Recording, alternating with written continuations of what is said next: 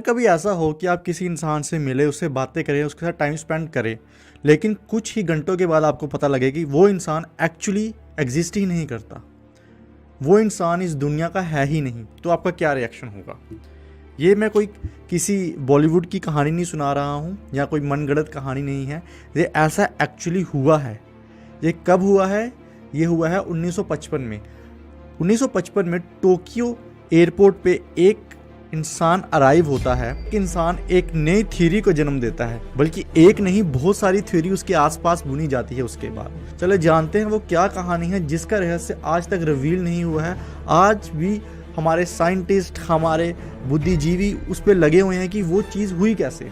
वो कुछ 1-2 घंटे की इंसिडेंट हुआ जिसने पूरे देश को, पूरे जापान को हिला के रख दिया, और जब वो बात जापान से बाहर निकली तो पूरी दुनिया को हिला के रख दिया। बात है 1955 की, जब टोक्यो इंटरनेशनल एयरपोर्ट पे एक इंसान अराइव होता है। वो इंसान दिखने में तो हम आम इंसानों की तरह ही था, लेकिन जब वो कस्टम ऑफिसर उसको इंस्पेक्ट करते हैं, कस्टम ऑफिसर उस इंसान से पूछता है कि वो कौन सी कंट्री से आया था, और उसके जवाब में वो इंसान कहता है कि मैं टोरंटो से आया हूँ। ये सुन के जो कस्टम ऑफिसर होता है वो थोड़ा कंफ्यूज हो जाता है, क्योंकि उसने कभी भी टोरंटो कंट्री का नाम नहीं सुना था। तो वो उससे पासपोर्ट मांगता है कि अपना पासपोर्ट शो कीजिए, क्योंकि पासपोर्ट पे उस कंट्री का नाम लिखा होगा जिस कंट्री से वो बिलोंग करता है।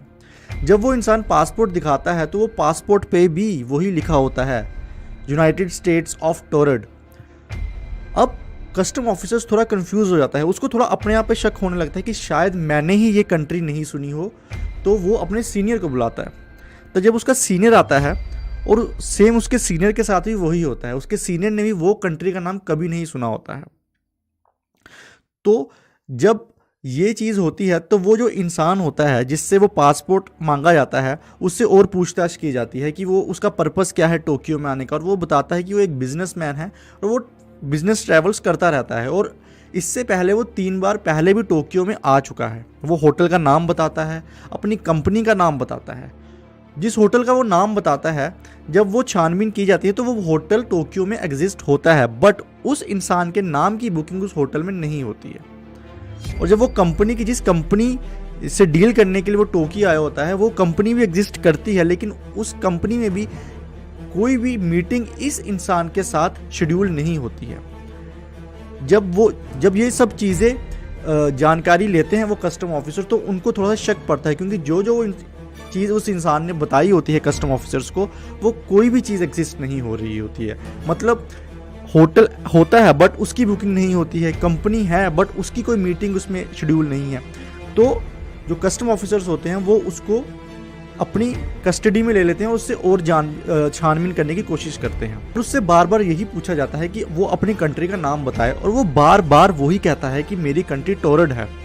तो उसी समय एक ऑफिशियल एक वर्ल्ड का मैप लाता है और बोलता है कि उंगली रखो कि तुम्हारी कंट्री कहाँ पे है। जब वो उंगली रखता है जिस कंट्री में, उस कंट्री का नाम है अंडोरा। तो एक ऑफिशियल कहता है कि ये तो अंडोरा है। अंडोरा स्पेन और फ्रांस के बॉर्डर पे एक छोटी सी कंट्री है, वहाँ उसका नाम अंडोरा है।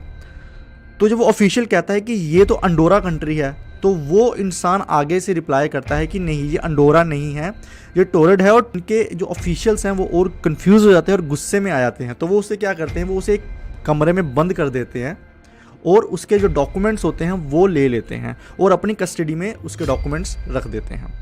जो उस इंसान को जिस कमरे में बंद करते हैं, वो कमरा एक होटल के 8th फ्लोर पे होता है, जिसकी ना कोई बालकनी थी ना कोई विंडो थी, सिर्फ एक ही रास्ता जिसके बाहर 2 सिक्योरिटी गार्ड थे। अब जब 2-3 घंटों के बाद जब ऑफिशियल उस रूम में उससे फिर से पूछताछ करने आते हैं, तो क्या देखते हैं कि अंदर कोई है ही नहीं।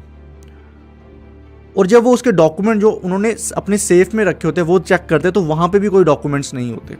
तो सब कंफ्यूज हो जाते हैं कि एक टाइम पे 2 चीज़ें कैसे गायब हो सकती है, वो भी इतनी सिक्योरिटी में। तो ये जो मिस्ट्री है ये आज तक सॉल्व नहीं हुई है। आज तक ये टोक्यो में मिस्ट्री कायम है। अब इस मिस्ट्री के होने के बाद जब ये वर्ल्ड में जब ये बाहर लीक हुई कहानी, तो काफ़ी थीरीज आई इस पे।